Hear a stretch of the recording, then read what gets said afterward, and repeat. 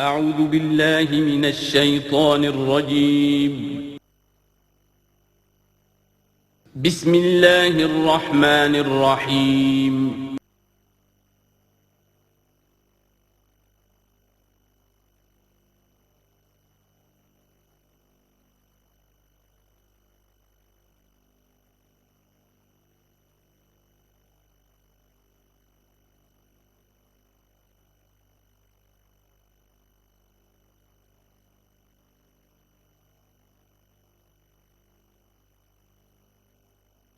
ما ننسخ من آیۃ او ننسها نأتی بخیر منها او مثلها الم تعلم ان اللہ علی کل شیء قدیر الم تعلم ان اللہ له ملک السماوات والارض وما لکم من دون اللہ من ولی ولا نصیر صدق اللہ العظیم۔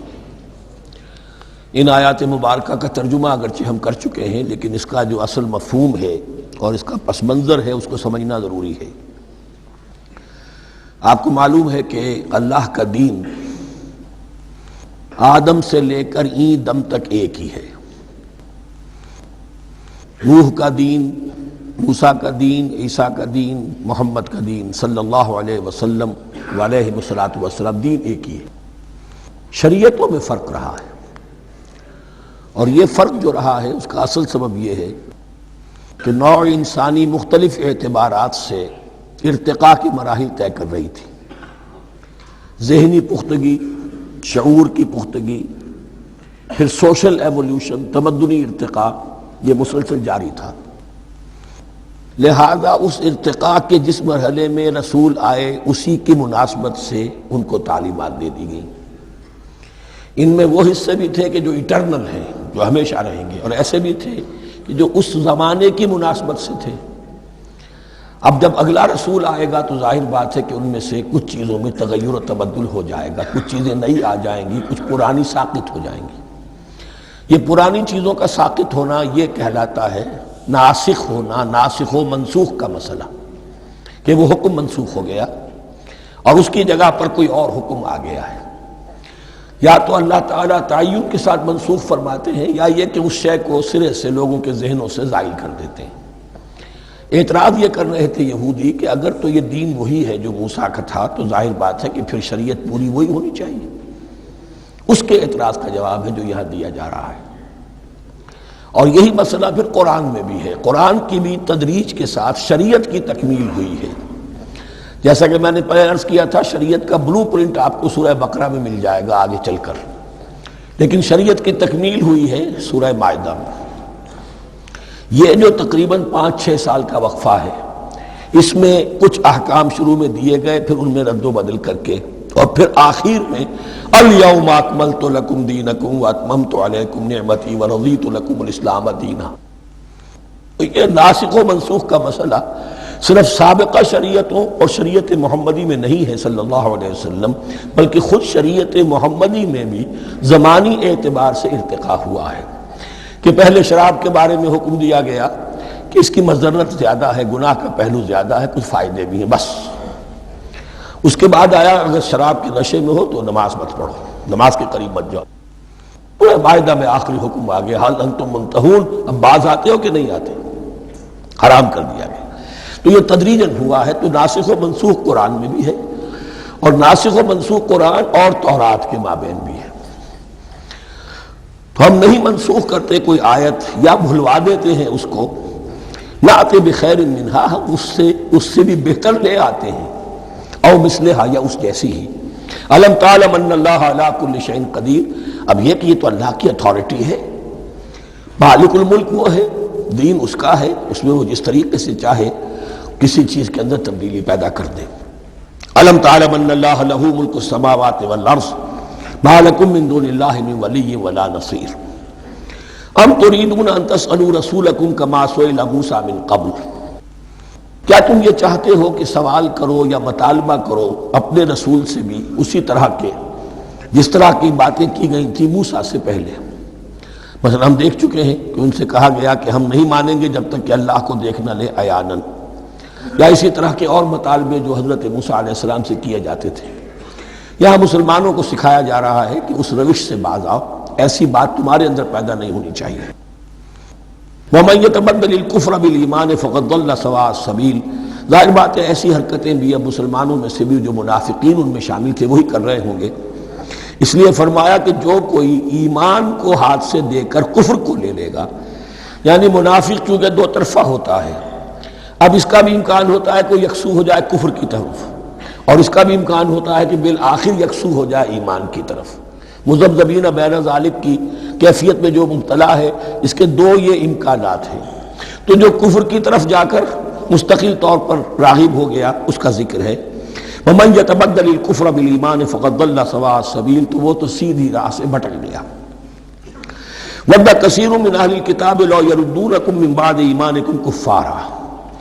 اہل کتاب میں سے بہت سے لوگ ہیں جو چاہتے ہیں کہ کسی طرح لوٹا کر لے جائیں تمہیں تمہارے ایمان کے بعد پھر کفار بنا دیں۔ یہ ایسے ہی ہے کہ جیسے کسی بلی کی دم کٹ جائے تو وہ یہ چاہے گی کہ ساری بلیوں کی دمیں کٹ جائیں کہ وہ کوئی علیحدہ سے نمایاں نہ رہے۔ تو وہ چاہتے تھے کہ یہ چیزیں جو ہیں ان کو واپس لے آیا جائے، اہل ایمان کو بھی کفر میں لے آیا جائے، حسدا من عند انفسہم، اور یہ ان کا طرز عمل ان کے حسد کی وجہ سے ہے کہ کیوں یہ نعمت جو ہے ان کو دے دی گئی۔ من بعد ما تبین لہم الحق، اس کے بعد کہ ان پر حق بالکل واضح ہو چکا ہے، وہ جان چکے ہیں، پہچان چکے ہیں، کسی مغالطے میں نہیں ہے، غلط فہمی میں نہیں ہے۔ فاعفوا واصفحوا، یہ بہت اہم ہے مقام۔ تو اے مسلمانوں تم معاف کرتے رہو اور صرف نظر سے کام لو۔ اس کا اصل مطلب کیا ہے؟ ابھی تو چونکہ مدنی دور کا آغاز ہو رہا ہے، ابھی کشمکش کے اور کشاکش کے اور مقابلے کے اور تصادم کے بڑے سخت مراحل آ رہے ہیں۔ چونکہ تمہارا سب سے پہلا جو محاذ ہے وہ تو کفار مکہ کے خلاف ہے، سب سے بڑھ کر وہی آئیں گے، تم پر حملے کریں گے، جنگیں ہوں گی۔ تو فوری طور پر یہ جو آستین کے سانپ ہیں ان کو ابھی چھیڑو مت، جب تک یہ پڑے رہیں ڈورمنٹ، انہیں پڑا رہنے دو۔ ایک وقت آئے گا، یہاں یوں سمجھیے کہ یہ حکم دیا رہا ہے فی الحال انہیں چھیڑو مت، ان کے طرز عمل کے بارے میں زیادہ توجہ نہ دو، فاعفو، معاف کرتے رہو، درگزر کرتے رہو۔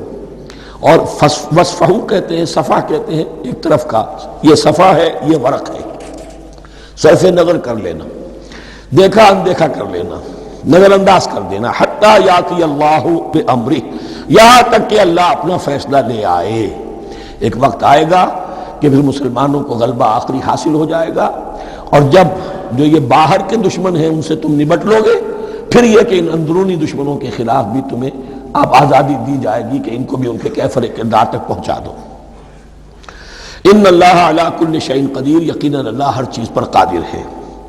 واقیموا الصلاۃ وآتوا الزکاۃ، نماز قائم رکھو، زکوٰۃ دیتے رہو۔ وما تقدموا لانفسکم من خیر تجدوہ عند اللہ، اور جو کچھ بھی تم خیر میں سے، بھلائی میں سے اپنے لیے آگے بھیجو گے، کوئی مال خرچ کر رہے ہو تو خرچ کہاں ہو گیا؟ وہ تو اللہ کے ہاں ڈپازٹ ہو گیا، جمع ہو گیا۔ وما تقدموا لانفسکم من خیر تجدوہ عند اللہ، اسے اللہ کے پاس پاؤ گے۔ ان اللہ بما تعملون بصیر، یقیناً جو کچھ تم کر رہے ہو اللہ اسے دیکھ رہا ہے۔ وقالوا لن يدخل الجنۃ الا من كان هودا او نصارى۔ اب دیکھیے جب یہ نئی امت اب تشکیل پا رہی ہے تو یہودی اور نصرانی جو ایک دوسرے کے دشمن تھے مسلمانوں کے مقابلے میں جمع ہو گئے، انہوں نے کہنا یہ شروع کیا، وقالوا لن يدخل الجنۃ، ہرگز نہیں داخل ہوگا جنت میں، الا من کان ہودا او نصارا، سوائے اس کے جو یا تو یہودی ہو یا نصرانی ہو۔ وقالوا لن يدخل الجنۃ الا من کان ہودا او نصارا تلک امانیہم، یہ لفظ دوبارہ آ گیا، یہ ان کی خواہشات ہیں، من گھڑت خیالات ہیں، ان کی وشفل تھنکنگ ہے۔ قل ہاتوا برہانکم ان کنتم صادقین، کہو ان سے لاؤ کوئی دلیل اگر تم سچے ہو، دلیل کتاب سے لاؤ، کہیں تورات میں لکھا ہے یہ، کہیں یہ انجیل میں لکھا ہے، جو تورات اور جو انجیل تمہارے پاس ہے اسی میں سے دکھا دو کہ یہ لکھا ہوا ہو، کہیں لکھا ہوا نہیں۔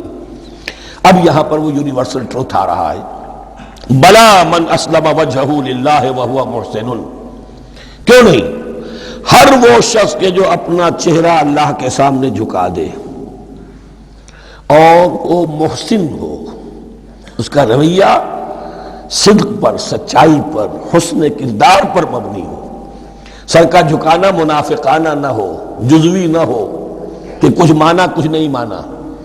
بلا من اسلم وجہہ للہ وہو محسن فلہ اجرہ عند ربہ، تو اس کے لیے اس کا اجر محفوظ ہے اس کے رب کے پاس۔ فلا خوف علیہم ولا هم یحزنون، نہ ان پر کوئی خوف ہوگا اور نہ ہی وہ حزن سے دوچار ہوں گے۔ یہ دوسری آیت ہے کہ جس سے کچھ لوگوں نے استدلال کیا ہے کہ ایمان بالرسالت ضروری نہیں ہے۔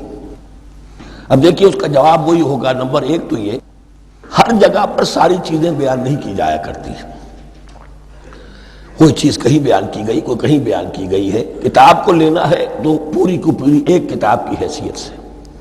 دوسرا یہ کہ یہ سارا سلسلہ کلام جو ہے، جو دو بریکٹس کے مابین آ رہا ہے، اس میں پہلے سے ہے وَآمِنُوا بِمَا أَنزَلْتُ مُصَدِّقًا لِمَا مَعَكُمْ وَلَا تَكُونُوا أَوَّلَ كَافِرٍ بِهِ، تو وہ تو ضرب کھا رہی ہے اس پورے کے پورے مضامین کے سلسلے سے جو ان دو بریکٹوں کے درمیان آ رہا ہے۔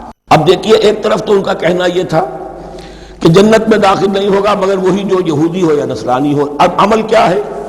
وَقَالَتِ الْيَهُودُ لَيْسَتِ النَّصَارَىٰ عَلَىٰ شَيْءٍ، یہودی کہتے ہیں نصارہ کی کوئی حیثیت نہیں، کوئی بنیاد نہیں، کوئی جڑ نہیں۔ وَقَالَتِ النَّصَارَىٰ لَيْسَتِ الْيَهُودُ عَلَىٰ شَيْءٍ، اور نصارہ کہتے ہیں کہ یہود کی کوئی بنیاد نہیں، بے بنیاد لوگ ہیں، کوئی حقیقت ان کی حقانیت ہے ہی نہیں۔ وَهُمْ يَتْلُونَ الْكِتَابَ، اور مزہ یہ ہے کہ دونوں ایک کتاب پڑھ رہے ہیں۔ اولڈ ٹیسٹمنٹ تو مشترک ہے یہودیوں میں اور عیسائیوں میں، یہ بہت اہم نکتہ ہے۔ اور جدید عیسائیت میں جو ایک بہت بڑی طاقت ابھر رہی ہے امریکہ میں، وہ ہے کہ جو یہ عیسائیت کو جوڈائز کر رہی ہے، کیونکہ رومن کیتھولک مذہب جو تھا اس نے تو چونکہ گویا کہ سارا رشتہ توڑ لیا تھا بائبل سے، سارا اختیار پوپ کے ہاتھ میں آ گیا تھا، لیکن پروٹیسٹنٹس نے پھر بائبل کو قبول کیا۔ اب اس کی منطقی انتہا یہ کہ اولڈ ٹیسٹمنٹ کے اوپر بھی اب ان کی توجہ ہو رہی ہے کہ آخر یہ بھی تو ہم مانتے ہیں کہ ہماری کتاب ہے، اور اس میں جو کچھ لکھا ہے اس کو نظر انداز کیسے کر سکتے ہیں۔ ہم نے جو ایک سیمینار کیا تھا امریکہ میں، جس میں ایک یہودی عالم بھی آئے تھے، ایک عیسائی بھی آئے تھے، اور مسلمانوں کی طرف سے بھی ہمارے ایک ساتھی نے بات کی تھی، تو وہاں ایک یہودی عالم نے کہا کہ اس وقت اسرائیل کو سب سے بڑی سپورٹ جو مل رہی ہے وہ ان عیسائیوں سے مل رہی ہے امریکہ میں سے، کہ جو اس وقت ایونجلسٹ کہلاتے ہیں وہاں پر، اور جو ایک بڑا فرقہ بن کر ابھر رہے ہیں۔ بہرحال یہ ان کا طرز عمل ہے۔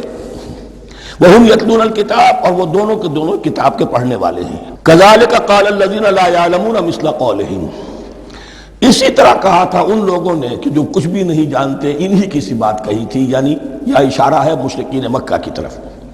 فَاللَّهُ يَحْكُمُ بَيْنَهُمْ يَوْمَ الْقِيَامَةِ فِيمَا كَانُوا فِيهِ يَخْتَلِفُونَ، تو اللہ تعالیٰ فیصلہ کر دے گا ان کے مابین قیامت کے دن ان تمام باتوں کا جن میں کہ یہ اختلاف کر رہے تھے۔ وَمَنْ أَظْلَمُ مِمَّنْ مَنَعَ مَسَاجِدَ اللَّهِ أَنْ يُذْكَرَ فِيهَا اسْمُهُ وَسَعَىٰ فِي خَرَابِهَا۔ اب دیکھیے یہاں جو بقیہ یہ آیات آ رہی ہیں، تو اگرچہ خطاب تو ہے وہ بریکٹس کے مابین، خطاب میں بنی اسرائیل، لیکن اب یہاں کچھ ریفرنسز اہل مکہ کی طرف شروع ہو گئے ہیں، اور اس کے بعد سے حضرت ابراہیم کا تذکرہ آئے گا، پھر تحویل قبلہ کا ذکر آئے گا۔ تحویل قبلہ میں ظاہر بات ہے کہ وہ قبلہ جو ہے وہ مشرکین مکہ کے قبضے میں تھا اس وقت۔ اس حوالے سے ریلیونٹ کچھ مضامین جو ہیں اس کی تمہید باندھی جا رہی ہے۔ یہ ساری تمہید ہے جو آگے آنے والا مضمون ہے تحویل قبلہ، جو علامت تھی اس بات کی کہ اب وہ سابقہ امت مسلمہ معزول کر دی گئی اور نئی امت محمد صلی اللہ علیہ وسلم اس مقام پر نصب کر دی گئی، انسٹال کر دی گئی۔ اس کے حوالے سے جو مسئلے اٹھیں گے، اسی لیے قال الذین لا یعلمون مثل قولہم، میں نے عرض کیا کہ یہ مشرکین مکہ کی طرف اشارہ ہے۔ ومن اظلم ممن منع مساجد اللہ یذکر فیہا اسمہ، اس سے بڑھ کر ظالم کون ہوگا جو اللہ تعالیٰ کی مسجدوں سے لوگوں کو روکے کہ وہ اس میں اس کا نام لے سکے۔ چونکہ مشرکین مکہ نے مسلمانوں کو محروم کر دیا تھا حرم سے، اب وہاں جانے کی ان کو اجازت نہیں تھی۔ سن 6 میں حضور گئے بھی ہیں، تب بھی یہ کہ صلح حدیبیہ ہو گئی، واپس آنا پڑا، عمرہ کرنے کی اجازت نہیں ملی۔ سن 7 میں پھر ہوا ہے، تو یہ 7 برس بہت شاہ گزرے ہیں محمد الرسول اللہ صلی اللہ علیہ وسلم اور اہل ایمان پر۔ اب یہاں ذکر ہو رہا ہے ان کا قریش کا۔ وَمَنْ أَظْلَمُ مِمَّنْ مَنَعَ مَسَاجِدَ اللَّهِ أَنْ يُذْكَرَ فِيهَا اسْمُهُ وَسَعَىٰ فِي خَرَابِهَا، اور وہ اس کی تخریب میں لگے ہوئے ہیں۔ یہ خراب تخریب، یہ تخریب دو طرح کی ہوتی ہے، ایک ظاہری تخریب ہوتی ہے کسی مسجد کو گرا دینا، اور ایک ظاہری نہیں باطنی معنوی ہوتی ہے۔ وہ جو تخریب ہے وہ یہ ہے کہ توحید کی بجائے اسے شرک کا اڈا بنا دیا ہے۔ وہ تو دنیا کے بت قدوں میں پہلا وہ گھر خدا کا، ہم اس کے پاسباں ہیں، وہ پاسباں ہمارا، 360 بت رکھ دیے گئے اس گھر میں لا کر، جو ابراہیم نے تعبیر کیا تھا توحید خالص کے لیے۔ وَسَعَىٰ خرابہا، یہ لفظ ذرا نوٹ کر لیجئے، یہ ایک حدیث میں بھی آیا ہے، بڑی دلدوز حدیث ہے، اور میں چاہتا ہوں کہ آپ اسے ذہن میں رکھیں۔ حضور نے فرمایا یوشک ان یاتی علی الناس زمان، اندیشہ ہے کہ لوگوں پر یعنی میری امت پر ایک زمانہ ایسا بھی آ جائے گا، اب گنتے جائیے، لا یبقى من الاسلام الا اسمہ، اسلام میں سے اس کے نام کے سوا کچھ نہیں بچے گا، ولا یبقى من القرآن الا رسمہ، قرآن میں سے اس کے رسم الخط، الفاظ اور حروف کے سوا کچھ نہیں بچے گا۔ اسی کی اللہ تعالیٰ نے ضمانت دی ہے، یہ محفوظ رہے گا رسم عثمانی۔ مساجدہم عامرۃ، ان کی مسجدیں آباد تو بہت ہوں گی، وہی خراب من الہدی، ہدایت سے خالی ہو جائیں گی۔ یہ خراب کے لفظ سے ہی خراب من الہدی، وعلماؤہم شر الناس تحت ادیم السماء، اور ان کے علماء آسمان کی چھت کے نیچے کی بدترین انسان ہیں۔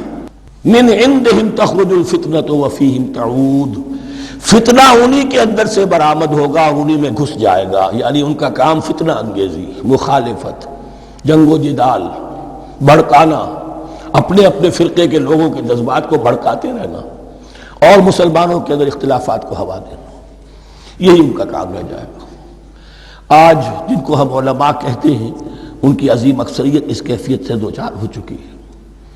جب مذہب اور دین پیشہ بن جائے تو کوئی خیر اس میں باقی نہیں رہتا۔ یہ دین اور مذہب پیشہ نہیں تھا، اسلام میں کوئی پیشوائیت نہیں، اسلام میں کوئی پاپائیت نہیں، اسلام میں کوئی برہمنزم نہیں، اسلام تو ایک کھلا، ہر شخص کتاب اللہ پڑھے، ہر شخص عربی سیکھے، ہر شخص کو امامت کے قابل ہونا چاہیے، ہر شخص اپنی بچی کا نکاح خود پڑھائے، ہر شخص اپنے والد کا جنازہ خود پڑھے۔ یہ جو ہم نے پیشہ بنا دیا ہے اور پھر انہیں پیسے دیتے، ظاہر بات ہے کہ پھر اس پیشے کے اندر تو پیشے میں عیب نہیں، رکھیے نہ فرہاد کو نام، پھر تو پیشہ میں تو جو کچھ پیشہ ورانہ چشمکیں ہوتی ہیں اور جو خباثتیں ہوتی ہیں وہ آتی ہیں۔ لیکن ساتھ ہی یہ بات واضح رہے کہ علماء حق سے دنیا خالی نہیں ہوگی، علماء حق بھی ہیں، لیکن کسی کے ماتھے پر لکھا ہوا نہیں ہوتا کہ یہ علماء حقانی میں سے اور یہ علماء سوء میں سے ہے۔ باقی یہ صحیح بات ہے کہ اکثریت ادھر جا چکی ہے، ورنہ امت کا بیڑا غرق نہ ہوتا، سیدھی سیدھی بات۔ یہ بیڑا غرق ہوا ہے تو آخر کوئی سبب ہے۔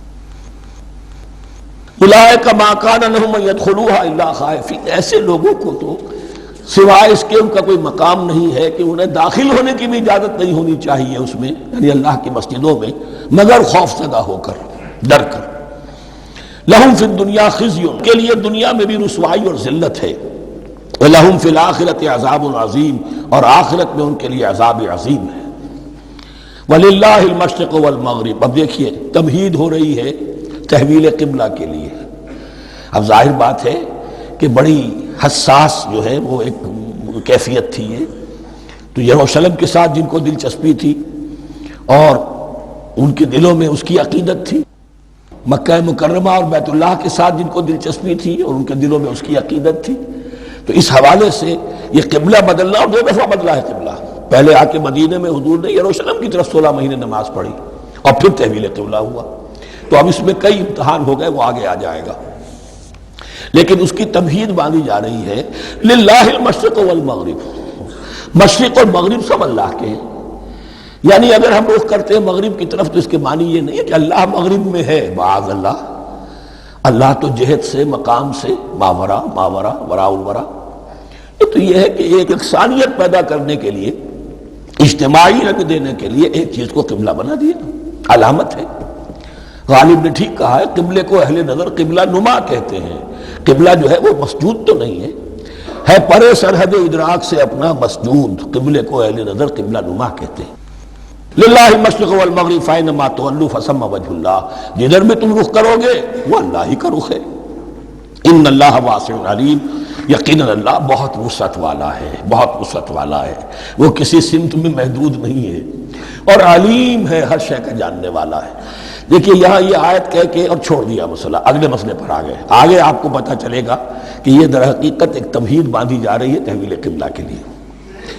وقالوا اتخذ اللہ ولدا سبحانہ، اور ان میں وہ بھی ہیں، اب ظاہر بات ہے یہاں پھر اشارہ ہو رہا ہے وہ اہل مکہ کی طرف، جنہوں نے یہ کہا ہے کہ اللہ نے اولاد اپنے لیے اختیار کی، یعنی وہ کہتے تھے کہ یہ جو فرشتے ہیں یہ اللہ کی بیٹیاں ہیں، نصارہ کہتے تھے کہ حضرت مسیح اللہ کے بیٹے ہیں، اور یہودیوں کا بھی ایک گروہ ایسا تھا جو حضرت عزیر کو اللہ کا بیٹا کہتا تھا۔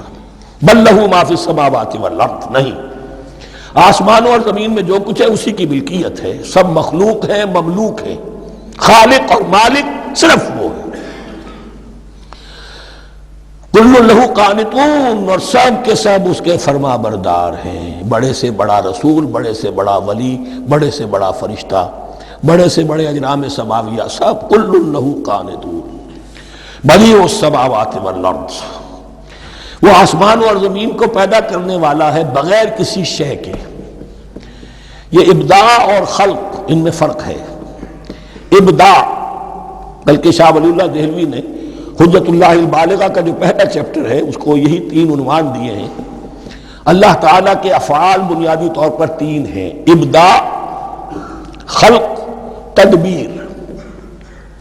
ابداع ہے جسے انگریزی میں کہتے ہیں کریشن ایکس نیہیلو، عدم محض سے کچھ بنا دیا، کچھ نہیں تھا اور بنا دیا، کن فیکون، یہ ابداع ہے۔ خلق ہے اب ایک چیز سے دوسری چیز بنانا، گارے سے انسان بنایا، یہ تخلیق ہے، آگ سے جن بنایا، یہ تخلیق ہے، نور سے فرشتے بنایا، یہ تخلیق ہے۔ تو ابداع بدیع وہ ہے کہ جس نے نئی چیز، اسی لیے بدعت ہمارے ہاں کہلاتی ہے وہ شے جو دین میں نہیں تھی اور خواہ لا کے شامل کر دی گئی، جس کی کوئی جڑ بنیاد دین میں نہیں ہے، وہ بدعت ہے۔ اس سے یہ لفظ بدیع السماوات والارض، وَإِذَا قَضَىٰ أَمْرًا فَإِنَّمَا يَقُولُ لَهُ كُن فَيَكُونُ، اس کی شان تو یہ ہے کہ جب وہ کسی معاملے کا فیصلہ کر لیتا ہے تو بس کہتا ہے کہ ہو جا، اور وہ ہو جاتی ہے۔ وَقَالَ الَّذِينَ لَا يَعْلَمُونَ لَوْلَا يُكَلِّمُنَا اللَّهُ وَتَأْتِينَا آیَةٌ، اور کہا ان لوگوں نے جو علم نہیں رکھتے، یہاں پھر وہی مشرکین مکہ کی طرف روح سخن ہے، کیوں نہیں بات کرتا ہم سے اللہ، اور کیوں نہیں کوئی لے آتا ہمارے پاس کوئی نشانی۔ یہ میں عرض کر چکا ہوں، یہ مضمون جو ہے کہ ان کا مطالبہ تھا بہت شدت کے ساتھ کہ کوئی معجزے ویسے ہی دکھاؤ جیسے تم کہتے ہو کہ عیسیٰ نے دکھائے تھے، موسیٰ نے دکھائے تھے، تو ہمارے یہ مطالبے پورے کر دو، ہم مان لیں گے۔ یہ ذکر آئے گا سورہ انعام میں اور پھر سورہ بنی اسرائیل میں۔ كَذَلِكَ قَالَ الَّذِينَ مِن قَبْلِهِمْ مِثْلَ قَوْلِهِمْ، اسی طرح کی باتیں جو لوگ ان سے پہلے آئے تھے وہ بھی کہتے رہے۔ تشابہت قلوبہم، ان کے دل ایک دوسرے سے مشابہ ہو گئے ہیں۔ قد بینا الآیات لقوم یوقنون، اور ہم نے تو اپنی آیات کو واضح کر دیا ہے ان لوگوں کے لیے جو یقین کرنا چاہیں۔ انا ارسلناک بالحق بشیرا ونذیرا، اے نبی ہم نے آپ کو بھیجا ہے حق کے ساتھ بشیر اور نذیر بنا کر۔ بنیادی حیثیت آپ کی یہ ہے کہ آپ اہل حق کو بشارت دیں، فراح و ریحان و جنت نعیم، فسلام لک من اصحاب الیمین، یہ بشارت دیجیے۔ اور جو غلط راستے پر جائیں، کفر کریں، منافقت میں مبتلا ہوں، ملحد ہوں اور بدعملی کریں، ان کو آپ خبردار کر دیجئے کہ جہنم ان کے لیے تیار کر دی گئی ہے۔ آپ کا کام دعوت ہے، ابلاغ ہے، تبلیغ ہے، نصیحت ہے۔ وَلَا تُسْأَلُ عَنْ أَصْحَابِ الْجَحِيمِ، آپ سے سوال نہیں کیا جائے گا جہنمیوں کے بارے میں کہ محمد یہ کیوں جہنم میں پہنچ گئے، ہم نے تمہیں بھیجا تھا، تمہارے ہوتے ہوئے یہ جہنمی کیوں ہو گئے؟ نہیں، یہ آپ کی ذمہ داری نہیں ہے۔ کون جنت میں جانا چاہتا ہے، کون جہنم میں جانا چاہتا ہے، یہ آدمی کا اپنا فیصلہ ہے۔ آپ کا کام ہے کہ حق کو واضح کر دیں، ہاں وضاحت میں کمی نہ رہ جائے، حق واضح ہو جائے، کوئی اشتباہ نہ ہو، بالکل مبرہن ہو جائے، واضح ہو جائے، بس یہ ذمہ داری آپ کی ہے، اس سے زیادہ نہیں۔ یہ مسئولیت جو ہوتی ہے، انسان اگر اپنی اصل مسئولیت سے زیادہ ذمہ داری اپنے سر پر ڈال لے تو اس سے بھی بہت بڑی بڑی گمراہیاں پیدا ہوتی ہیں۔ اور اس کا جو تذکرہ ہو رہا ہے بڑی گمراہی تو معاذ اللہ وہ تو ہمارے حوالے سے ہوتی ہے۔ ہمارے ہاں کی بہت سی جماعتیں جو ہیں اسی طرح کی غلطیوں کی وجہ سے وہ غلط راستوں پر پڑ گئی، پوری تحریکیں برباد ہو گئی۔ لیکن یہاں بھی حضور کا معاملہ کیا ہو رہا تھا کہ حضور چاہتے تھے کہ کسی طرح یہ علماء یہود ایمان لے آئے۔ بہرحال حضور کے دل میں رغبت، آخر مکے میں آپ تھے تو دعائیں مانگتے تھے، اے اللہ عمرو بن ہشام اور عمر بن خطاب میں سے کسی ایک کو تو میری جھولی میں ڈال دے۔ تو اسی طرح کی دعا آپ نے کی ہوگی۔ فرمایا وَلَن تَرْضَىٰ عَنْكَ الْيَهُودُ وَلَا النَّصَارَىٰ حَتَّىٰ تَتَّبِعَ مِلَّتَهُمْ۔ اے نبی کسی مغالطے میں نہ رہیے، ہرگز راضی نہیں ہوں گے آپ سے نہ یہ یہودی اور نہ نصرانی جب تک کہ آپ پیروی نہ کریں ان کی ملت کی۔ لہذا امید منقطع کر لیجیے، اس لیے کہ زیادہ امید ہو تو مایوسی ہو جاتی ہے۔ اقبال نے بہت خوب کہا ہے بندہ مومن کے بارے میں، جس کی امیدیں قلیل جس کے مقاصد جلیل۔ مقصد اونچا لیکن امید قلیل رکھیے، اللہ چاہے گا تو ہو جائے گا، نہیں چاہے گا تو میرا کام تو اپنی حد تک اپنا فرض ادا کر دینا ہے۔ اس سے زیادہ کی جو ہے خواہش اپنے دل میں پالیں گے، کسی اجرت پسندی میں گرفتار ہو جائیں گے، کہیں دائیں بائیں ہک اور کرک کے ذریعے سے کہیں پہنچنے کی کوشش کریں گے اور اپنے آپ کو بھی برباد کر دیں گے۔ لن ترضى عنك اليهود ولا النصارى حتى تتبع ملتهم قل ان هدى الله هو الهدى، کہہ دیجئے دیکھو ہدایت تو ہے اللہ کی ہدایت۔ وَلَئِنِ اتَّبَعْتَ أَهْوَاءَهُمْ، اور نبی آپ بھی کان کھول کر سن لیں، اگر آپ نے ان کی خواہشات کی پیروی کی، یہاں ہم جوڑ دیں گے الفاظ بالفرض بفرض محال، اگر آپ نے ان کی خواہشات کی پیروی کی کہ کچھ چلو لے دو کر معاملہ کر لو، کچھ ان کی بات مانو، کچھ اپنی بات منوا لو۔ یہ مکے میں بھی قریش کی طرف سے بھی آیا تھا کہ کچھ اپنی بات منوا لیجئے، کچھ ہماری مانی، کمپرومائز کیجئے۔ اب ظاہر بات ہے کہ یہاں اب یہود کے ساتھ یہی معاملہ ہے۔ وَلَئِنِ اتَّبَعْتَ أَهْوَاءَهُمْ بَعْدَ الَّذِي جَاءَكَ مِنَ الْعِلْمِ مَا لَكَ مِنَ اللَّهِ مِنْ وَلِيٍّ وَلَا نَصِيرٍ، اور اگر بفرض محال آپ نے پیروی کی ان کی خواہشات کی، اس کے بعد کہ آپ کے پاس علم آ چکا، تو نہیں ہوگا کوئی بھی اللہ کے مقابلے میں آپ کے لیے کوئی مددگار یا حمایتی۔ معاذ اللہ معاذ اللہ، حق کی تلوار بڑی ننگی ہے۔ اور یہاں اللہ کا عدل یہ فرد سے فرد تک بدلتا نہیں ہے، نہ امت سے امت کی طرف بدلے گا۔ قوم اور کسی اور قوم سے ایک معاملہ، کسی دوسری قوم سے کوئی اور معاملہ نہیں۔ اللہ کے اصول ہیں، اللہ کے قوانین ہیں، اس کی فطرت ہے، فطرت اللہ التی فطر الناس علیہا۔ پھر یہ کہ اس کی سنت ہے، لن تجد لسنت اللہ تحویلا ولن تجد لسنت اللہ تبدیلا۔ الذین آتیناہم الکتاب یتلونہ حق تلاوتہ، وہ لوگ کہ جنہیں ہم کتاب دیتے ہیں وہ اس کی تلاوت کرتے ہیں جیسا کہ اس کی تلاوت کا حق ہے۔ اس پر میں نے اپنے کتابچے میں بحث کی ہے، تلاوت کا اصل حق کیا ہے۔ مسلمانوں پر قرآن مجید کے حقوق نامی کتابچہ، اب یہاں پہ تفصیل سے بیان کرنے کا وقت نہیں ہے، لیکن ایک بات جان لیجئے کہ تلاوت کا لفظ جو قرآن کے لیے قرآن نے اختیار کیا، یہ بڑا ذو معنیین ہے۔ تلا یتلو ہم اسے بھی کہتے ہیں پڑھنا، اور تلا یتلو کسی کے پیچھے پیچھے چلنے کو کہتے ہیں۔ والشمس وضحاها والقمر اذا تلاها، سورج کے بعد پیچھے آتا ہے چاند۔ تو یتلو کے معنی کیا ہے؟ when you are reading the book you are following the text۔ بعض لوگوں کو دیکھا ہوگا انگلی ان کی چلتی ہے ساتھ ساتھ، وہ بیچارے جو زیادہ ماہر نہیں ہیں تو تاکہ نگاہ ادھر سے ادھر نہ ہو جائے، ایک سطر سے دوسری سطر پر نہ پہنچ جائے، انگلی بھی ساتھ ساتھ پھیرتے ہیں، تو فالوئنگ دی ٹیکسٹ۔ لیکن اس تلاوت کا اصل حق کیا ہوگا؟ جب آپ اس کتاب کو فالو کریں، اسے اپنا امام بنائیں، اس کے پیچھے چلیں، اس کا اتباع کریں، اس کی پیروی کریں، جس کی کہ دعا ہم کرتے ہیں وَاجْعَلْهُ لَنَا إِمَامًا وَنُورًا وَهُدًى وَرَحْمَةً، تو اللہ تو بنائے گا ہمارا امام اس کو اسی وقت جب کہ ہم فیصلہ کر لیں کہ ہم اس کتاب کے پیچھے چلیں گے۔ الذین آتیناہم الکتاب یتلونہ حق تلاوتہ اولئک یؤمنون بہ، جو اللہ کی کتاب کی تلاوت کا حق ادا کریں اور اس کی پیروی بھی کریں، وہی ہیں جو اس پر ایمان رکھتے ہیں۔ جو نہ تلاوت کا حق رکھتے ہوں ادا کریں، نہ پیروی کریں، وہ دعویٰ کریں کہ ہمارا ایمان ہے تورات پر اور کتاب پر، تو یہ دعویٰ جو ہے جھوٹا دعویٰ ہے۔ میں وہ حدیث آپ کو سنا چکا ہوں، ما آمن بالقرآن من استحل محارمہ، جس شخص نے قرآن کی کسی حرام کردہ شے کو اپنے لیے حلال کر لیا اس کا قرآن پر کوئی ایمان نہیں۔ وَمَن يَكْفُرْ بِهِ فَأُولَٰئِكَ هُمُ الْخَاسِرُونَ، اور جو اس کا کفر کرے گا تو وہی لوگ ہیں خسارے میں رہنے والے۔ اب وہ بریکٹ بند ہو رہی ہے، وہ آیت کے جو چھٹے رکوع کے شروع میں آئی تھی دوبارہ آ گئی جوں کی توں۔ یا بنی اسرائیل اذکروا نعمتی التی انعمت علیکم وانی فضلتکم علی العالمین۔ یہ ترتیب ذہن میں رکھیے، اور دوسری آیت بھی جو کہ صرف یہ ہے کہ ترتیب تھوڑی سی بدلی ہے۔ بریکٹ یوں بناتے ہو تو اس کی چونچ ادھر ہوتی ہے تو اس کی چونچ ادھر ہوتی ہے، تو اسی طریقے سے ذہن میں رکھیے کہ دوسری آیت کی ترتیب تھوڑی سی بدل دی درمیانی، اور وہ بھی درمیان میں چونچ والا معاملہ جو ہوتا ہے۔ وَاتَّقُوا يَوْمًا لَا تَجْزِي نَفْسٌ عَن نَفْسٍ شَيْئًا، یہ تو جو کا تو وہی ہے، ڈرو اس دن سے جس دن کوئی جان کسی دوسری جان کے کام نہ آ سکے گی۔ وَلَا يُقْبَلُ مِنْهَا عَدْلٌ، وہاں کیا تھا وَلَا يُقْبَلُ مِنْهَا شَفَاعَةٌ، یہاں کیا آیا وَلَا يُقْبَلُ مِنْهَا عَدْلٌ، نہ اس سے کوئی فدیہ قبول کیا جائے گا۔ وَلَا تَنفَعُهَا شَفَاعَةٌ، یہ شفاعت بعد میں لے آئے، عدل پہلے لے آئے، وہاں شفاعت پہلے ہے عدل بعد میں، بس یہ تبدیلی ہے۔ وَلَا هُمْ يُنصَرُونَ، اور یہ پھر جو کا تو وہی جو پہلی آیت میں تھا، جو چھٹے رکوع کی دوسری آیت ختم ہوئی، نہیں انہیں کوئی مدد مل سکے گی۔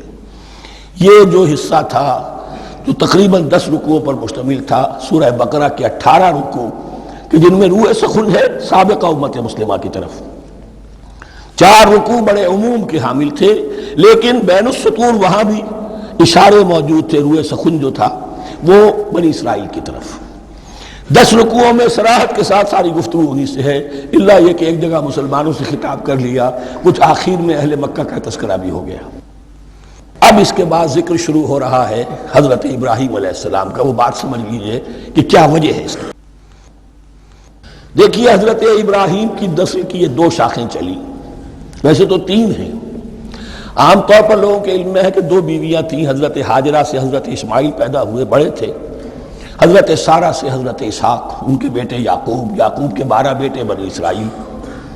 حضرت اسماعیل کو حضرت ابراہیم نے آباد کیا خانہ کعبہ کے پاس لا کر، بواد غیر ذی زرع، تو وہاں یہ جو ہے ایک نسل چلی۔ لیکن نبوت جو ہے حضرت ابراہیم کے بعد حضرت اسماعیل کو تو ملی، اس کے بعد مسلسل یوں سمجھیے کہ تقریباً 3000 کا فصل ہے سالوں کا کہ کوئی نبوت اس شاخ میں نہیں آئی۔ نبوت کا سلسلہ چلا دوسری شاخ میں، حضرت یعقوب، حضرت اسحاق، حضرت یعقوب، حضرت یوسف، چلتے جائیے، اور پھر حضرت موسیٰ اور ہارون سے شروع ہو کر حضرت عیسیٰ اور یحییٰ تک 1400 برس مسلسل۔ اگرچہ تیسری شاخ بھی تھی، بنو قطورہ کہلاتے، تیسری اہلیہ آپ کی تھی قطورہ، بنی قطورہ میں سے ان کی اولاد بڑی کثیر تھی، ان میں سے ایک مدین تھے، مدین یا مدیان، ان میں حضرت شعیب کی بعثت ہوئی تھی۔ حضرت شعیب بھی حضرت ابراہیم کی نسل میں سے ہیں، لیکن بنی مدیان میں سے۔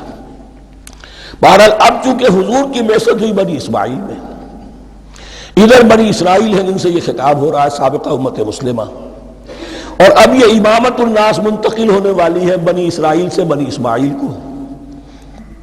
تو اب اگر اس انتقال کے وقت نقل، اگر وہ جو کامن فیکٹر ہے اس کا تذکرہ کیا جائے تو بات آسان ہو جائے گی۔ ابراہیم ہی تو جد امجد ہے نا تمہارے، تم یعقوب کی اولاد ہو ٹھیک ہے، لیکن یعقوب کس کے بیٹے تھے؟ اسحاق کے۔ اسحاق کس کے بیٹے تھے؟ ابراہیم کے۔ تو یہ دوسری نسل میں تو ابراہیم ہی کی ہے۔ اس حوالے سے ان کے لیے سہل بنایا جا رہا ہے کہ بات کو سمجھو، یہ صرف یہ ہے کہ 2 پیڑھی اوپر جا کر مل گئے اور لانا خیر سنا۔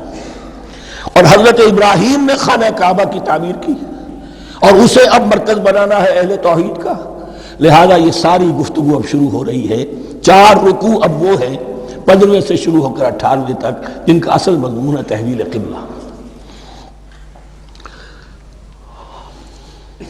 وَإِذِ ابْتَلَىٰ إِبْرَاهِيمَ رَبُّهُ بِكَلِمَاتٍ فَأَتَمَّهُنَّ، اور ذرا یاد کرو جب ابراہیم کو آزمایا اس کے رب نے بہت سی باتوں میں۔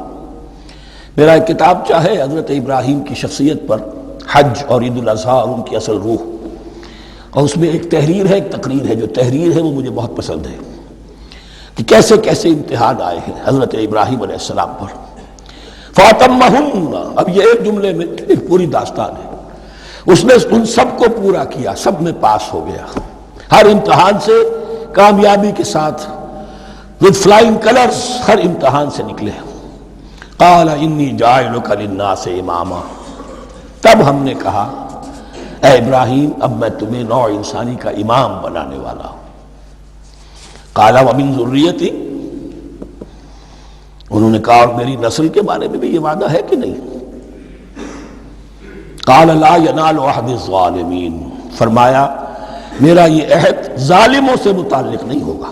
مطلب کیا ہوا کہ تمہاری نسل میں سے جو صاحب ایمان ہوں گے، نیک ہوں گے، سیدھے راستے پر چلیں گے، ان سے ہمارا وعدہ ہے، لیکن نسلیت کی بنیاد پر نہیں ہے کہ جو بھی تمہاری نسل میں سے لازماً وہ اس وعدے کا مصداق بن جائے. وَإِذْ جَعَلْنَا الْبَيْتَ مَثَابَةً لِلنَّاسِ وَأَمْنًا، اور یاد کرو جب کہ ہم نے گھر کو، اپنے گھر کو، بیت اللہ کو قرار دے دیا لوگوں کے لیے زیارت کی جگہ، لوٹ کے آنے، لوٹ کر آؤ، حج کرو.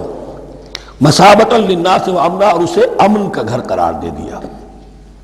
وَاتَّخِذُوا مِن مَقَامِ إِبْرَاهِيمَ مُصَلًّى، اور ہم نے حکم دیا کہ مقام ابراہیم کو اپنی جائے نماز بنا لو، نماز پڑھنے کی جگہ بنا لو.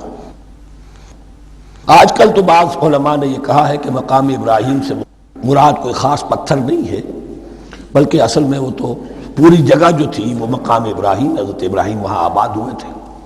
لیکن صحیح بات وہی ہے جو ہمارے سلف سے چلی آ رہی ہے، روایات پختہ ہیں اس کے بارے میں کہ یہ جس طریقے سے حجر اسود جنت سے آیا ہے، ایسے ہی یہ بھی ایک پتھر تھا کہ جو جنت سے لایا گیا حضرت ابراہیم کے لیے جب وہ تعمیر کر رہے تھے. کوئی اور ذرائع تو ابھی تھے ہی نہیں، اس کے اوپر وہ کھڑے ہوتے تھے اور یہ پتھر ہی اونچا ہوتا جاتا تھا خود. اب جیسے جیسے تعمیر اوپر جا رہی ہے تو اس کے لیے یہ پتھر اونچا ہوتا تھا. وہ پتھر ہے جو مقام ابراہیم اب بھی محفوظ ہے، اور وہاں پر پھر طواف کر کے کعبے کا مکمل، پھر اس کے آس پاس جو ہے 2 رکعت جو ہے وہ ادا کی جاتی ہے نماز. وَعَهِدْنَا إِلَىٰ إِبْرَاهِيمَ وَإِسْمَاعِيلَ أَن طَهِّرَا بَيْتِيَ لِلطَّائِفِينَ وَالْعَاكِفِينَ وَالرُّكَّعِ السُّجُودِ، اور ہم نے عہد لے لیا تھا ابراہیم اور اسماعیل سے کہ تم دونوں ہمارے اس گھر کو، بیتیا میرے اس گھر کو پاک رکھو. اب یہ تطہیر بھی دونوں طرح کی ہوگی، ظاہری صفائی بھی ہو، گند نہ ہو، تاکہ زائر آئیں تو ان کے دلوں میں کوئی جو کدورت پیدا نہ ہو، کوفت نہ ہو، کھلی فضا ہو، صاف رکھو. اور تطہیر باطنی، وہاں توحید کا چرچا ہو، کوئی اور کفر اور شرک جو ہے وہ نہ آنے پائے. ان طہرا بیتی للطائفین والعاکفین، طواف کرنے والوں کے لیے، اعتکاف کرنے والوں کے لیے، والرکع السجود، اور رکوع اور سجود کرنے والوں کے لیے.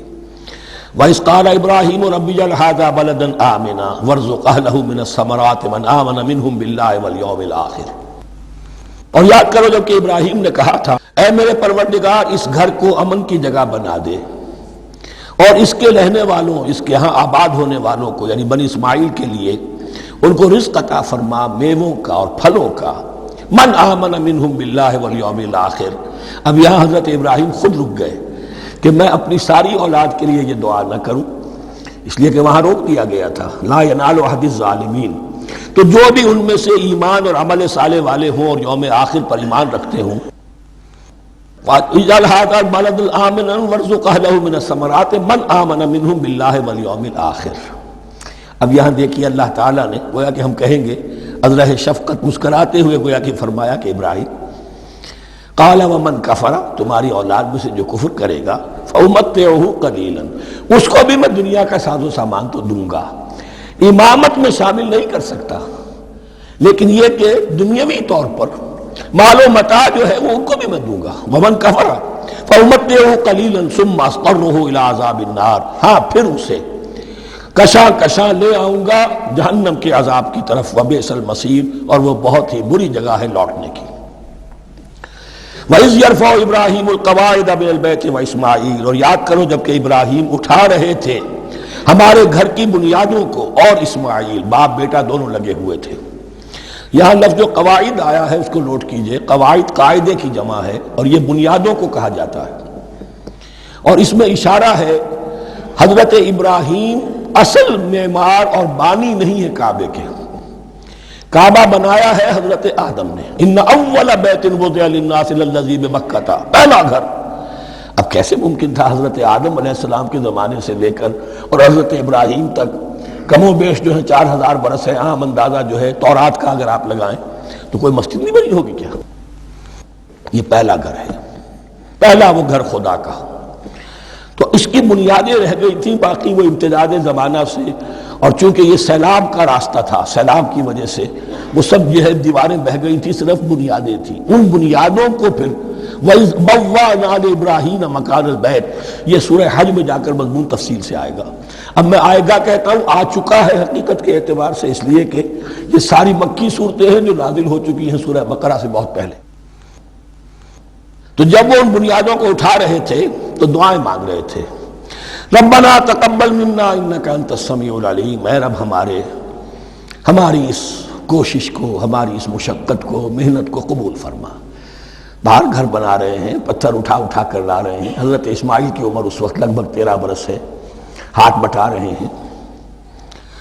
ربنا تقبل منا انک انت السمیع العلیم، اے رب ہماری اس کوشش کو شرف قبول عطا فرما، یقیناً تو سب کچھ سننے والا اور جاننے والا ہے. ربنا وجعلنا مسلمین لک، اور اے رب ہمیں اپنا فرما بردار بنائے رکھ. نوٹ کیجئے، ابراہیم کہہ رہے ہیں. تو میں اور آپ اگر مطمئن ہو جائیں کہ میری موت لازماً حق پر ہوگی تو بہت بڑا دھوکہ ہے. ڈرتے رہنا چاہیے، اللہ کی پناہ طلب کرتے رہنا چاہیے. ربنا وجعلنا مسلمین لک، اے اللہ ہم دونوں کو اپنا فرما بردار بنائے رکھ. ومن ذریتنا امۃ مسلمۃ لک، اور ہم دونوں کی نسل میں سے اٹھائیو برپا کی جو ایک امت جو تیری فرما بردار امت ہو. وارنا مناسکنا، اور اے پروردگار تیرا گھر تو ہم نے یہ بنا دیا، اب اس کے جو رسومات ہیں وہ ہمیں سکھا، جو مناسک کے حج ہیں. ارنا مناسک، اب کیسے حج کریں، کیا آداب ہوں گے، طواف کیسے ہوگا، کیا کریں گے. وتب علینا، اور ہم پر اپنی شفقت کی نظر فرما. انک انت التواب الرحیم، یقیناً تو ہی ہے بہت ہی زیادہ توبہ کا قبول فرمانے والا اور شفقت کے ساتھ رجوع کرنے والا اور رحم فرمانے والا.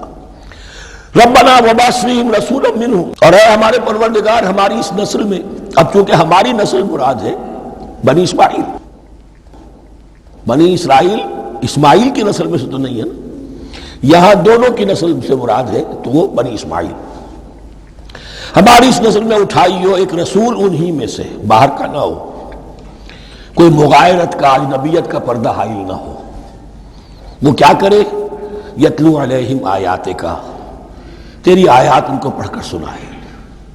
وَيُعَلِّمُهُمُ الْكِتَابَ وَالْحِکْمَةَ، اور صرف سنائے نہیں، تعلیم دے انہیں کتاب اور حکمت کی. صرف سنا دینا تو بہت آسان کام ہے، سکھانا، تعلیم دینا، دلوں میں بٹھانا. اور حکمت، وَيُزَكِّيهِمْ، اور ان کو پاک کرے، ان کا تزکیہ کرے، ان کے دلوں میں تیری محبت اور آخرت کی طلب کے سوا کوئی طلب باقی نہ رہنے دے. انک انت العزیز الحکیم، یقیناً پروردگار تو ہی ہے زبردست اور کمال حکمت والا. وَمَن يَرْغَبُ عَن مِّلَّةِ إِبْرَاهِيمَ إِلَّا مَن سَفِهَ نَفْسَهُ، اور ایسا شخص کون سا ہوگا جو ابراہیم کے طریقے سے منہ موڑے. یہ رغبت کا نظر بھی زبان میں دونوں طرف جاتا ہے. رغبہ الہ، کسی شے کی طرف رغبت ہونا، محبت ہونا، میلان ہونا، اور رغبہ عن، کسی شے سے متنفر ہونا، کسی شے سے ابا کرنا، اس کو چھوڑ دینا. وَمَن يَرْغَبُ عَن مِّلَّةِ إِبْرَاهِيمَ إِلَّا مَن سَفِهَ نَفْسَهُ، سوائے اس کے جس نے اپنے آپ کو حماقت ہی میں مبتلا کرنے کا فیصلہ کر لیا ہو. اور کون ہوگا جو ابراہیم کے طریقے سے منہ موڑے. وَلَقَدِ اصْطَفَيْنَاهُ فِي الدُّنْيَا، اور ہم نے تو اسے دنیا میں بھی پسند کر لیا تھا، چن لیا تھا. وَإِنَّهُ فِي الْآخِرَةِ لَمِنَ الصَّالِحِينَ، اور یقیناً آخرت میں بھی وہ ہمارے صالح بندوں میں سے ہوں گے. اذ قال له ربه اسلم قال اسلمت لرب العالمین، جب کہا اس سے اس کے پروردگار نے کہ مانو میرا حکم، اس نے کہا پروردگار قبول ہے تیرا حکم، یہاں تک کہ ذبح کرو بیٹے کو، حاضر. یہ آخری امتحان تھا. آخر 100 برس کی عمر میں، 87 برس کی عمر میں دعائیں مانگ مانگ کر بیٹا لیا تھا اسماعیل۔ حضرت سارہ کے ہاں کوئی اولاد نہیں ہوئی تھی، اب وہ 13 برس کا تھا، بازو بن گیا تھا اور اس وقت ذبح کرنے کا حکم آیا۔ جب بھی کہا ہم نے مانو ہمارا حکم، قال اسلمت لرب العالمین، اللہ تعالی ہمیں بھی توفیق دے کہ اس کی پیروی کرے۔ ووصى بها ابراہیم وبنیہ ویعقوب، اور اسی کی وصیت کی تھی ابراہیم نے بھی اپنے بیٹوں کو اور یعقوب نے بھی۔ یا بنی، وہ کیا تھی نصیحت؟ اے میرے بیٹو، ان اللہ اصطفیٰ لکم الدین، دیکھو اللہ نے تمہارے لیے دین کو پسند فرما لیا ہے۔ کون سا دین؟ فلا تموتن الا وانتم مسلمون، اور دیکھنا موت نہ آنے پائے مگر فرما برداری کی حالت میں۔ یہی بات آئے گی سورہ آل عمران میں مسلمانوں سے خطاب کر کے، یا ایھا الذین آمنوا اتقوا اللہ حق تقاتہ ولا تموتن الا وانتم مسلمون، اور ان الدین عند اللہ الاسلام ومن یبتغ غیر الاسلام دینا فلن یقبل منہ۔ ام کنتم شہداء اذ حضر یعقوب الموت، کیا تم اس وقت موجود تھے جب یعقوب کی موت کا وقت آیا؟ جب آدم کی یعقوب پر موت، یہ لفظی ترجمہ ہوگا، اذ حضر یعقوب الموت اذ قال لبنیہ ما تعبدون من بعدی، حضرت یعقوب نے اپنے سارے بیٹوں کو جمع کیا، 12 کے 12، اور مصر میں پہنچ چکے تھے یہ حضرت یوسف علیہ السلام کے ذریعے سے، جو سورہ یوسف میں ساری کہانی آئے گی، وہاں انتقال ہوا۔ تو انہوں نے اپنے بیٹوں کو جمع کیا، اس قال لبنیہ ما تعبدون من بعدی، میرے بعد تم کس کی پوجا کرو گے، کس کی پرستش کرو گے؟ یہ بات نہیں تھی کہ انہیں معلوم نہیں تھا، لیکن یہ کہ ایک میثاق، قول و قرار اور پختہ کرنے کے لیے۔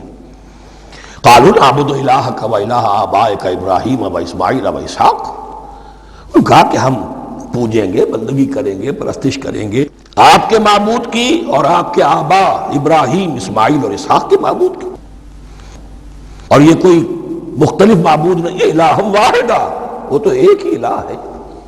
وَنَحْنُ لَهُ مُسْلِمُونَ، ہم اس کے لیے، اس کے سامنے سر جھکاتے ہیں، اسی کی فرما برداری کا اقرار کرتے ہیں۔ تِلْكَ أُمَّةٌ قَدْ خَلَتْ، یہ آیت 2 مرتبہ آئے گی اسی رکوع میں۔ یہ ایک گروہ تھا انسانوں کا جو گزر گیا، ابراہیم، اسماعیل، اسحاق، یعقوب، ان کی اولاد، قد خلت، وہ گزر گئے۔ لہا ما کسبت ولکم ما کسبتم، ان کے لیے تھا جو انہوں نے کمایا، اور تمہارے لیے ہوگا جو تم کماؤ گے۔ یعنی یہاں پدرم سلطان بود کا کوئی مقام نہیں ہے، ہر شخص کے لیے اپنا عمل، اپنا ایمان، اپنی کمائی۔ وَلَا تُسْأَلُونَ عَمَّا كَانُوا يَعْمَلُونَ، تم سے یہ نہیں پوچھا جائے گا کہ وہ کیا کرتے تھے، تم سے پوچھا جائے گا تم کیا کر کے لائے ہو۔ تو راچے ہے پدرم سلطان بود، تو راچے ہے، تم کیا ہو بھائی، تو اپنی بات کرو، باپ تمہارا سلطان تھا، ہوگا۔ وَقَالُوا كُونُوا هُودًا أَوْ نَصَارَىٰ تَهْتَدُوا، لیکن اس پس منظر میں اب ان کی خباثت کو نمایاں کیا جا رہا ہے کہ یہ تو تھی وصیت ابراہیم کی اور یعقوب کی، اور اس وقت کے یہود و نصارہ کا کیا رویہ ہے؟ قالوا كونوا هودا او نصارى تهتدوا، وہی متحدہ محاذ حضور کے خلاف۔ یا تو یہودی، انہوں نے کہا کہ یا یہودی ہو جاؤ یا نصرانی تو ہدایت پر ہو جاؤ گے۔ قل بل ملت ابراہیم حنیفا، کہہ دیجئے نہیں، بل نتبع، ہم تو نتبع یہاں تو محذوف مانیے، بل نتبع ملت ابراہیم حنیفا، نہیں، ہم تو پیروی کریں گے ابراہیم کے طریقے کی، بالکل یکسو ہو کر۔ وما کان من المشرکین، اور وہ مشرکوں میں سے نہیں تھے۔ قولوا آمنا باللہ، اب یہاں مسلمانوں کو حکم دیا جا رہا ہے، دیکھو تم ان کے جو کچھ وہ کہتے ہیں اس کے جواب میں تم یہ کہو، قولوا کہو آمنا باللہ، ہم ایمان رکھتے ہیں اللہ پر، وما انزل الینا، اور جو کچھ نازل کیا گیا ہماری جانب، وما انزل الی ابراہیم و اسماعیل و اسحاق و یعقوب، اور جو کچھ نازل کیا گیا ابراہیم اور اسماعیل اور اسحاق اور یعقوب کی طرف، والاسباط، اور ان کی اولاد کی طرف، وما اوتی موسیٰ و عیسیٰ، اور جو کچھ دیا گیا موسیٰ کو اور عیسیٰ کو، وما اوتی النبیون من ربہم، اور جو کچھ دیا گیا تمام نبیوں کو ان کے رب کی طرف سے، لا نفرق بین احد منہم، ہم ان میں سے کسی کے مابین تفریق نہیں کرتے، ہم سب کو مانتے ہیں۔ دیکھیے ایک ہے تفضیل، کسی کو ایک کو زیادہ افضل سمجھنا دوسرے سے، یہ اور بات ہے، وہ تو سورہ آل عمران میں آئے گا تلک الرسل فضلنا بعضهم علی بعض۔ تفریق یہ کہ ایک کو مانے ایک کو نہ مانے، ان رسولوں میں سے ایک کا انکار سب کا انکار ہے۔ لا نفرق بین احد منہم ونحن له مسلمون، اور ہم نے تو اسی کی فرما برداری کا قلادہ اپنی گردن میں ڈال دیا ہے۔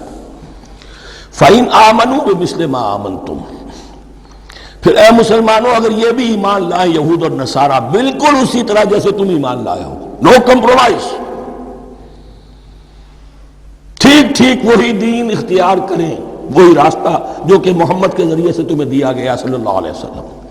فَإِنْ آمَنُوا بِمِثْلِ مَا آمَنْتُمْ بِهِ فَقَدْ اهْتَدَوْا، تب وہ ہدایت پر ہوں گے۔ وَإِنْ تَوَلَّوْا، اور اگر وہ پیٹھ موڑ لیں، فَإِنَّمَا هُمْ فِي شِقَاقٍ، تو اس کے معنی یہ ہیں کہ وہ زدم زدہ میں اور دشمنی کے اندر وہ مبتلا ہو چکے ہیں۔ فَسَيَكْفِيكَهُمُ اللَّهُ، تو اے نبی آپ کے لیے ان کے مقابلے میں اللہ کافی رہے گا، آپ فکر نہ کریں، آپ کسی کمپرومائز کی دعوت کی طرف توجہ ہی نہ دیں، کچھ دو کچھ لو کا معاملہ سوچیں بھی نہ، ان کی مخالفتوں سے آپ مرعوب نہ ہوں، ان کی دھمکیوں کا کوئی اثر نہ دے۔ فَسَيَكْفِيكَهُمُ اللَّهُ، اللہ کافی رہے گا آپ کے لیے ان سب کے مقابلے میں۔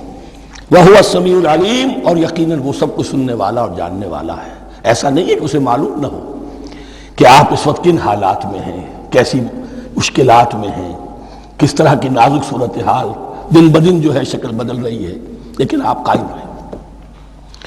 یہ ہے جگہ جہاں پر خون پڑا ہوا ہے، اس نسخے میں جو حضرت عثمان تلاوت فرما رہے تھے، اور اس وقت باغیوں نے انہیں شہید کیا ہے۔ ان کی زوجہ محترمہ نائلہ، انہوں نے بچانا چاہا ہے تو ان کی انگلیاں کٹ گئیں، اور خون جو ہے وہ فَسَيَكْفِيكَهُمُ اللَّهُ، ان الفاظ پر وہ خون پڑا ہے، وہ دھبا اب بھی موجود ہے۔ وَهُوَ السَّمِيعُ الْعَلِيمُ، اور وہ سب کچھ سننے والا اور جاننے والا ہے۔